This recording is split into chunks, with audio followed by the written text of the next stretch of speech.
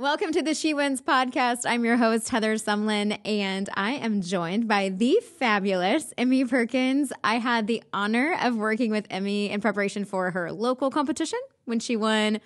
Oh my goodness, what was the name of your title you won? Miss MSU, so Miss Mississippi State University. That's right. I was going to get it wrong, and I needed to get it right.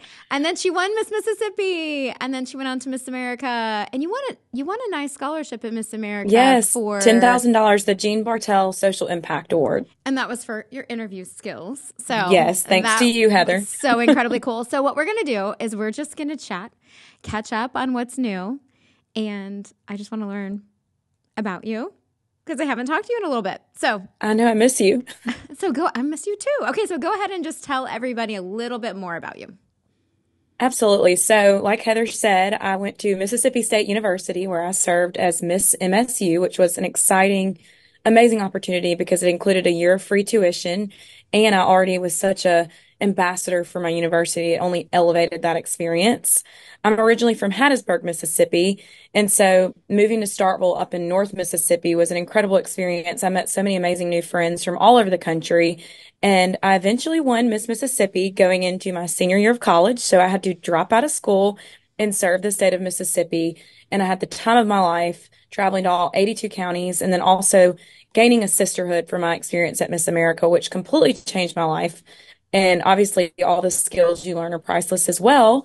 And so when I came back to school this past semester to finish those last two classes, I was approached about a potential job opportunity working with student athletes at Mississippi State through a collective called the Bulldog Initiative. And we basically advocate for student athletes' name, image, and likeness. And it's been such a cool opportunity because I'm a woman in a male-dominated field, but I'm also using a lot of the skills that I learned from Heather in pageantry and interview to do this job and work with athletes and donors each and every day.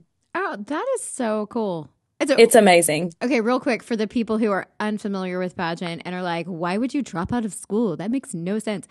Yeah, people are like, what? She didn't drop out. She put her career, like her school career, on hold for a year to serve the state of Mississippi. Drop out sounds so much cooler. I always say that. Drop out sounds dramatic. I have to make it big. Well, I'm very dramatic. You can be. All right, so yeah. Tell us, what do you think has been the biggest defining moment in your life so far?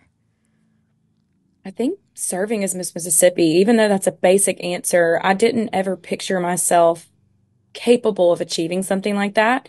And when I was growing up, I wasn't the little girl that said, oh my gosh, I want to be Miss America. I always loved theater, performing, the arts, but I never wanted to be in a pageant per se. And so when I was initially interested my freshman year of college, I did it as a way to pay for school. And so I signed up, won my first preliminary title of Miss Hattiesburg, did Miss Mississippi, made top 10, and thought, I really like this and I could really see myself being Miss Mississippi. And so that's when I started working with you, and I've tweaked a couple of things about my mindset and my attitude and the way that I compared myself to the people around me. And so when I won Miss MSU, I went back to Miss Mississippi, won the entire competition that year. I was just as shocked as my parents and my friends, and went on to serve the entire state. And I had some pretty lofty goals that I had no idea how I was going to achieve them when I won, but I ended up being able to achieve them and then some. And so I think the most transformative thing for me was not the crown being placed on my head, but the opportunity to meet the people that I did across the state of Mississippi during my year. I mean, traveling to all 82 counties was no easy feat. Mm-hmm. And a lot of times, when you accomplish a big goal like that, you think, oh my gosh, I'm going to gain so much. But in reality, it was the people that I met along the way that changed my life. It wasn't the accomplishment in itself. So do you have any stories from the road? Oh my gosh, yes. I remember right when I won Miss Mississippi, one of my first school visits, it was the height of the inflation and all the gas prices had spiked. And so I was super excited that I had a company car. I drove 12 cars during my year, so that was really cool. And I was at a school doing my program about music. I created a program called Music is Medicine that brings music and the arts to school systems. And this little kid raises their hand and he goes, Miss Mississippi, do you think you could help lower the gas prices? They're getting pretty bad. And it was at that moment that I thought to myself, these kids truly think and know that we as title holders have an impact. And so many instances like that happened along the way. And I would write them all down because they were another story that I could use to inspire people and remind people how impactful you can be in the world of pageantry and beyond. Okay, so let's go really quickly to that moment. So at Miss America, what happened your year? And I don't think they've done it. They haven't done it since. I don't know if they did it. They may have done it the year before.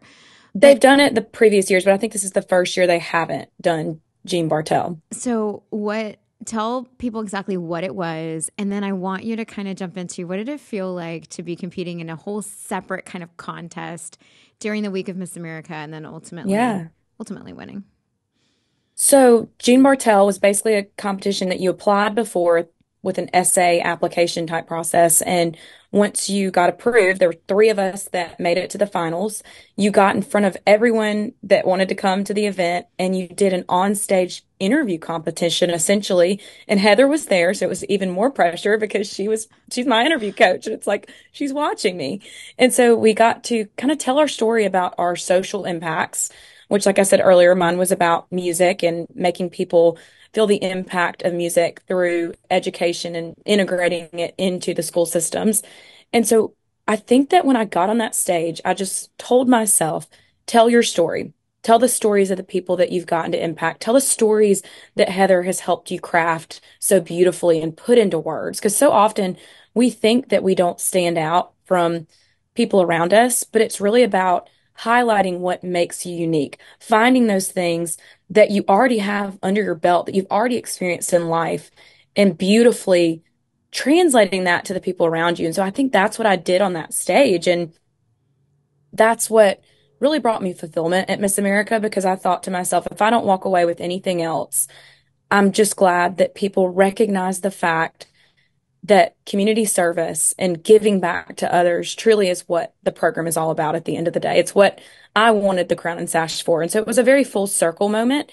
And on top of that, that $10,000 scholarship that I won is paying for my graduate school right now at the University of Florida in sports management. So couldn't be more thankful. That opportunity at Miss America was truly life changing. And I'll forever be grateful that it was a community service based award.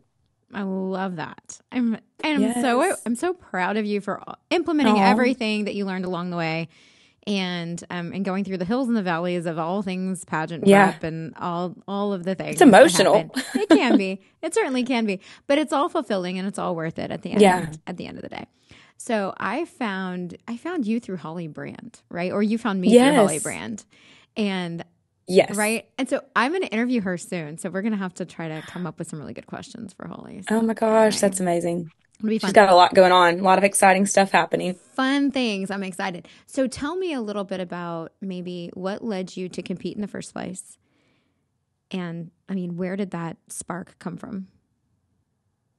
I definitely think I've grown up very competitive. My dad was a baseball player at Mississippi State and D1 baseball player. And so we have always prioritized hard work in my family. And my dad always says it's easy to be good, but it takes that extra spark to be the greatest person in the room. And so every day I wake up and I live based off of that motto. And so like I said, I signed up for the competition originally as an opportunity to pay for school, which I've earned over $30,000 in scholarship in my 3 to 4 years of participation. But it became something so much more than that. It became the opportunity to gain priceless skills. Every time I sat down with you and worked on an interview, I learned a little bit more about Emmie Perkins and I became a lot more confident in who I was as a person. And so I think the biggest spark and determining factor was number one, I got the ability to perform and I'm a singer. Mm-hmm. So I absolutely love doing that on stage in competition. And I didn't really do that as much in college after, leaving show choir and different things I was involved in high school.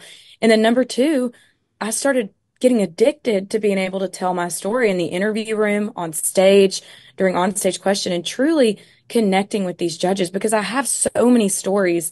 It's almost like I'm so excited to be able to tell them. It's like, how do you get all of them out? Even in this interview, I'm like, I've got this whole list of stories I started jotting down during work today because I was like, these are truly impactful and they've changed my life and made me who I am. So that truly is the motivation behind why I competed. Okay, I'm going to ask you a question that might lead to a story. Okay. Yes. How do you define winning? Oh, I've got a really good one for this. So I'm going to define winning in two different ways, kind of in my background with my family ancestry, and then when I won Miss Mississippi. So kind of my motivation behind why I wake up and do what I do every day and choose to work hard comes from my family mindset, like I mentioned before. My father's family immigrated from Jazine, Lebanon, which is the city of waterfalls, a very beautiful city in Lebanon. And his or my great grandfather immigrated and came over to Ellis Island, and he opened a convenience store in Laurel, Mississippi, in a small town. And during the Great Depression, he would let people come shop for groceries and, times were tough. And so when they would check out and not have necessarily the funds to pay for all of their groceries, he would let them put their receipt in a little IOU box. And he'd say, okay, come back and pay me later when times get better. So after the Depression, people started coming back and trying to pay him. And he said, you gave me the American dream and the opportunity to start a life here. So let me give something back to you. I owe it to you for letting me live out my dream. And so every day I think about the fact that he did what he did so that we could live a dream here in America. And so fast forward, I get crowned Miss Mississippi. You think the greatest moment is going to be that crown being placed on your head, but truly it's the impact that you have on other people and the way that other people influence you. And so I remember another one of my first events was at Dairy Queen for Miracle Treat Day, and I was tasked with making blizzards. And don't ever ask me to do that again because it was a disaster. And I met this little boy who was a foster boy, and he was with his social worker, and he was being transported from one location to the next. And I took a picture, moved on, never thought about it again. Well, a couple of months later, school's back in session that August. I walk into a school like 30 minutes from my hometown. And that's when my 82 county school tour kicked off, essentially.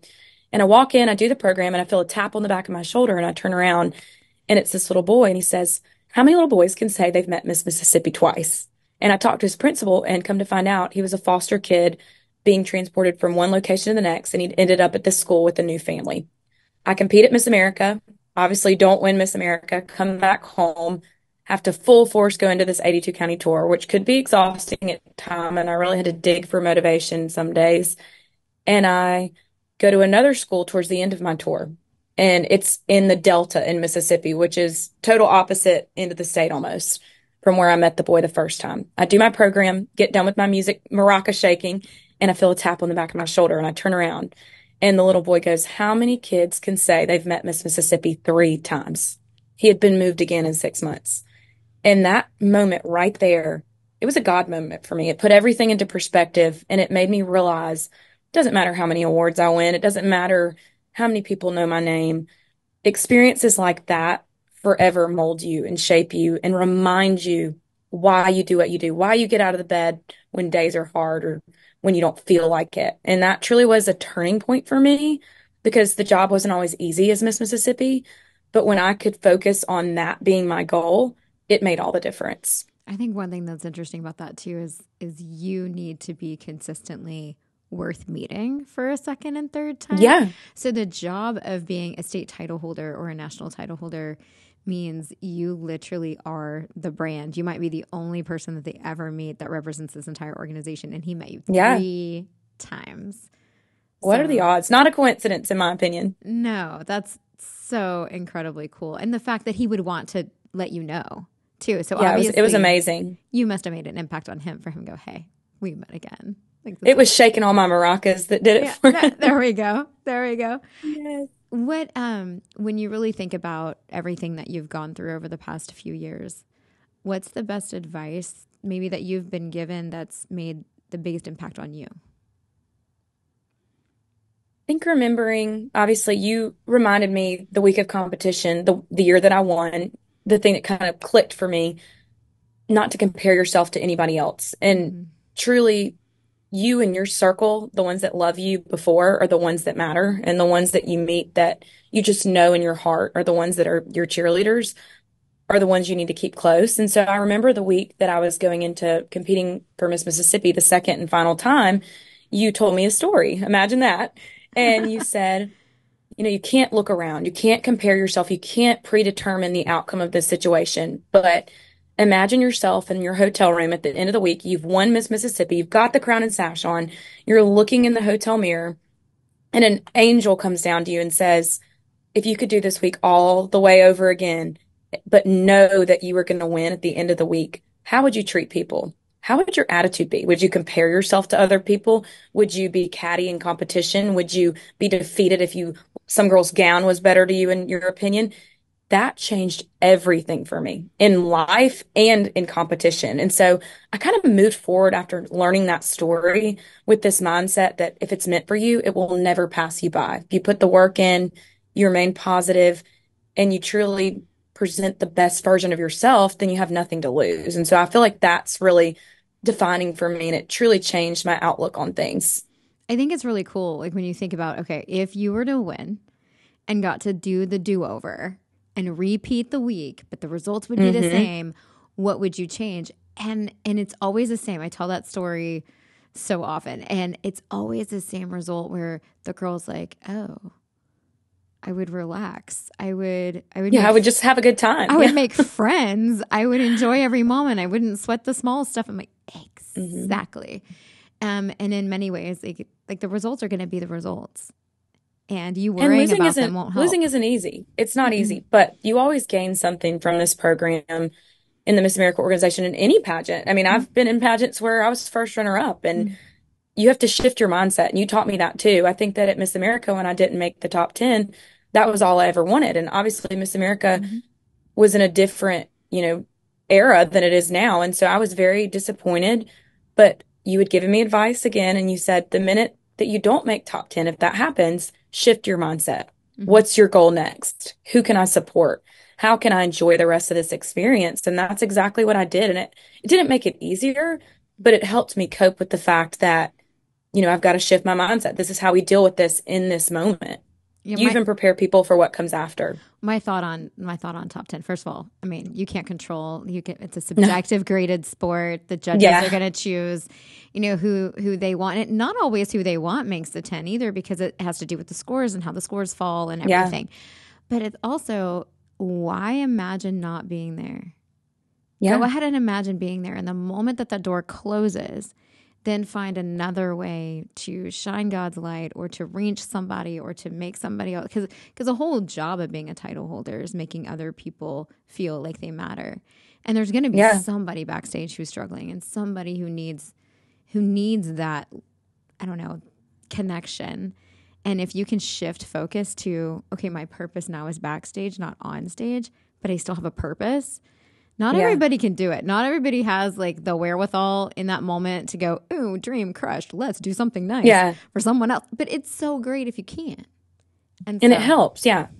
And then I looked back and after months later and, almost a year later, and I go, or over a year later for Miss America. And I think, why did I compete when I did? There was a reason. Things were changing. Everything was kind of up in limbo, but I won that scholarship. That was all I really cared about, which was the community service, giving back aspect of the job. And then I worked my hardest to perform to the best of my abilities at Miss America. I left it all on stage. I felt great about my performance. And then I walked away with sisters for life. These girls that I met from other states have become just as good of friends with me as I am with girls that I've known since I was 5 years old. And so it's, being a bridesmaid in the wedding in a couple months or visiting them in their home states and getting to celebrate our friendship that truly makes me validate the fact that I was where I was supposed to be at the right time. What do you think is maybe advice that you would give to someone who they want to go for their dreams? Maybe they're not a pageant person, doesn't matter, but they want to go for their dreams. What would you tell them to do? Oh, I'd say, a lot of times we let the fear of what other people think about us hold us back.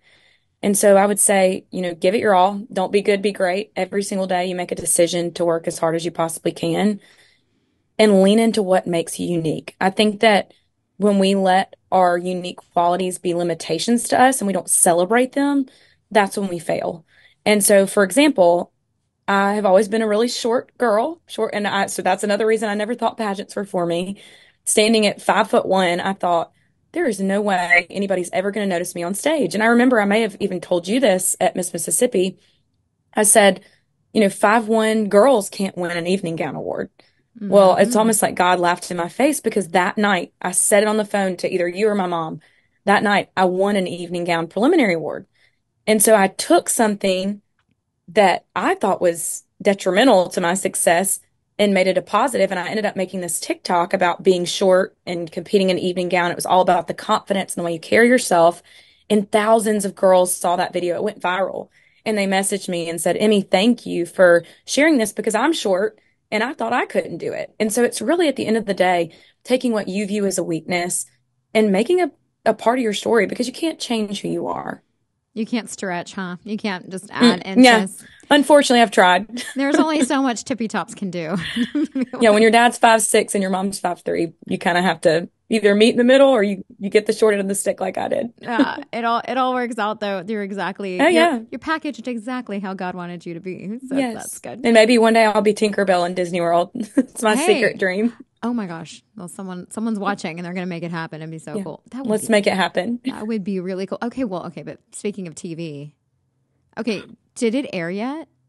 So in exactly 1 week from, well, Thursday, this upcoming Thursday, I will be officially on Family Feud. So February 8th and then February 15th, my episodes will air. So by the time this comes out, whoever's watching needs to go back and watch my crazy Lebanese family play the Family Feud. It was a life-changing moment. Okay, you're gonna have to tell the story. How did this happen? Who decided we're gonna go on Family Feud? And I mean, I don't even know how to get on the show. So. Yeah. So my mom's just that mom. And so she signed my entire family up to audition when I was a senior in high school for Family Feud. And so we drove over to a casino. We thought it was a whole hoax and we played a fake game of Family Feud and with a fake Steve Harvey. Then we met with producers. We took film. They sent it off to California. And a couple months later, we got the call and they said, you guys have made it on the Feud. In the next 6 months, you'll be called to go to California. We were so excited. Well, then COVID happens shortly after. They delayed filming. And so we thought this will never happen. And then a couple of things happened. My grandmother got diagnosed with dementia and she was supposed to be on the show with us. And so it just kept getting pushed back and we had to find replacement family members because of her disease she was struggling with. But eventually we got an email a couple months later, or while I was Miss Mississippi, a couple months after we dealt with all of that. And they were like, it's official, it's happening. And my mom was like, and by the way, like, they're like, any life updates? And I was like, well, Emmy is Miss Mississippi. And they're like, tell her to come on, bring the crown and sash. And so we went to Atlanta and filmed Family Feud. We filmed a couple of episodes and we might possibly be going back this upcoming summer to film Family Feud, the tournament, which is all the notable crazy families that come back together and film again, which is embarrassing but exciting. Okay, I kind of want to know what makes you notable, and I'm gonna have to watch. You'll just have to watch because it's gonna go down in history. We're gonna be that YouTube reel, Instagram reel. It's gonna be interesting. Well, it doesn't necessarily shock me. Like I watch your TikTok videos every now and again with your crumble reviews and all of the things. Oh yeah, I'm a beginner TikToker, but I just do it for fun. It's fun. It's fun. It's exciting. It's so much fun. You pop up in my. You can't take life too serious. I think that's a good point too. So, and I agree. And for so long I did. I feel like I've been I'm kind of not a control freak, but an overthinker. Mm-hmm. And so I think letting go some of that fear of trying to control the outcome of everything helped me become more relaxed. And I think serving as Miss Mississippi gave me a real world example of what life is really like. It truly put me in to perspective and, the way life can go sometimes. And so you have to roll with the punches. Change is going to come. Things are going to be disappointing. But at the end of the day, they're all part of what makes us who we are. So you kind of just got to enjoy every day for what you're given. And when opportunities present themselves, run with it. I mean, I never thought that after Miss Mississippi, I would be working in athletics. But here I am. My life's completely done a 180. And I can't wait to see what can come from this. What skill do you feel like you're using the most from your preparation in your actual work life? So I think a lot of the mental management I'm able to use when dealing with athletes, because they go through a lot. They have a rigorous schedule. They have been opened up to this new world of name, image, and likeness where they can monetize off of their image. And so I think being a motivator for them and then also, being a teammate with my other members of the collective to ensure that we kind of navigate these uncharted areas together has been super cool. And I've used a lot of the skills that I use as a team member of the Miss Mississippi organization here in my job in athletics at Mississippi State. And also using my connections all over the state has been great as well. So after traveling to all 82 counties and getting so many amazing opportunities across the state and the country, I'm now able to pull from these resources and connect people in the world of athletics, which is awesome. Well, here's what we're going to do, Emmy. Okay. So Ooh, I want to thank you for all your stories and all your amazing yes. insights for the podcast. So we're going to wrap this up, and then you and I are going to chat for my Patreon members. So if you're not already a So Patreon exciting. member, you need to join the She Wins Patreon membership. Emmy and I are going to talk to women specifically, and I think maybe we'll talk about some of the mental management tools that you've been using in your work and how that applies to women who are in maybe male dominated fields or wanting to go for those big dreams. And then we're also going to do one for pageant participants. And I really want you to tackle how you made the 82 county tour happen. Maybe what were the hardest parts of that? Because that was a dream that you had that we talked about Yeah. before you even competed. And you also wrote an original song. So I will, Yes. Both goals inspired by you. I will link the song in the description. So y'all check out Emmy's Yay. song and follow her on Instagram. Tell them how they can find you. Yes, follow me on Instagram at Emmie Perkins, and then I'm a novice beginner TikTok, so follow me at Emmie Perkins MS on TikTok. I share a lot of content about my job, about my life, and Crumble reviews, obviously. So join me there. Awesome. Thank you, Emmy, for your time. Thank you. Like this episode if you do, share it with a friend and join Patreon.